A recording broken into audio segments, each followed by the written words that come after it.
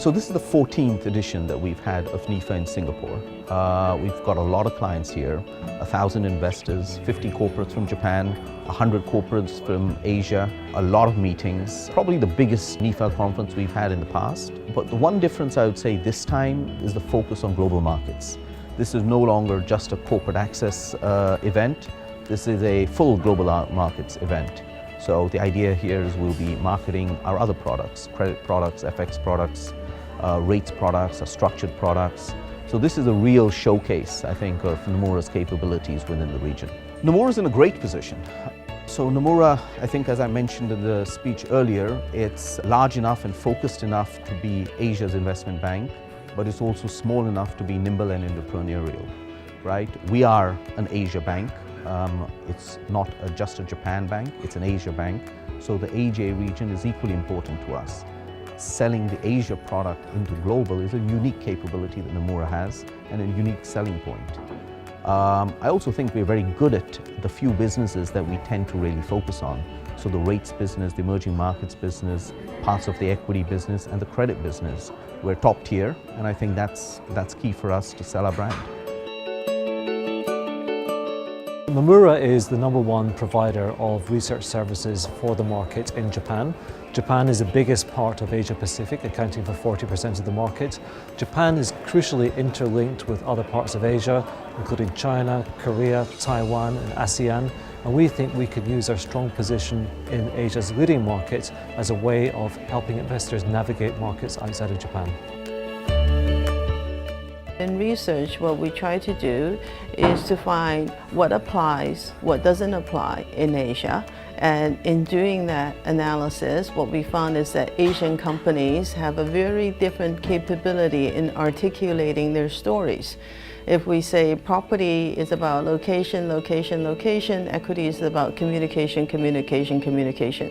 So in NIFA, we try to bring together the best of the investable corporates within Asia and have investors communicate two-way and recognize the value and this, where to invest in this next decade's engine of growth for the world. The key thing I'd point out is it's not just China. There's so many other countries that are suppliers to China of parts and components. If the US does start to do protectionism against China, it will impact Japan, Korea, Singapore, Taiwan, Malaysia, a lot of Asia. We have our roots in Asia. And why Nomura? Because Asia is going to become a much bigger share of the world economy going forward. So if you look ahead, you have to look at Nomura. First of all, the U.S. is very dependent upon the rest of the world. Trade has become more important in the U.S. economy over time, so we're actually vulnerable to it as well. That's one of the things that's sort of ironic about what's going on. Among the regions outside the U.S., Asia is, I think, most dependent upon trade and therefore most vulnerable to an increase in protectionism. Obviously, the U.S.-China relationship is particularly important, and so that's something that has to be managed. But this region is highly vulnerable to it. I think Europe is less so, but it's important for them as well. NIFA is a really interesting conference just because of the range of people it draws from this region. This is obviously a very dynamic area. There's a lot of savings and investment going on here. So you get a very rich mix of companies coming to sort of present, but also clients that are coming to invest.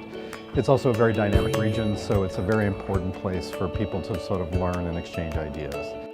Obviously, it is crucially important for our Japanese economy to have a more aggressive growth strategy.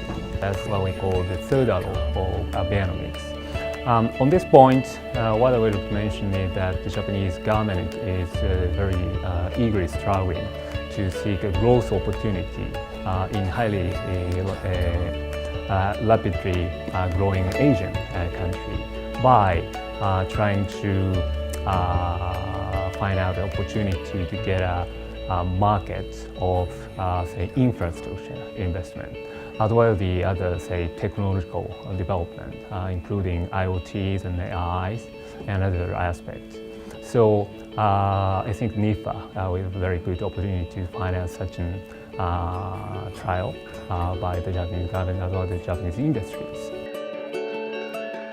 NIFA is very special and it's been successful for 14 years. The reason it's been successful is we are truly an East meets West firm.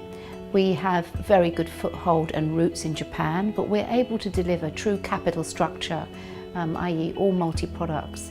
And we think very much holistically around Asia, how corporates work in terms of distribution across various channels of Asia, imports, exports, and we also have a true macro overlay.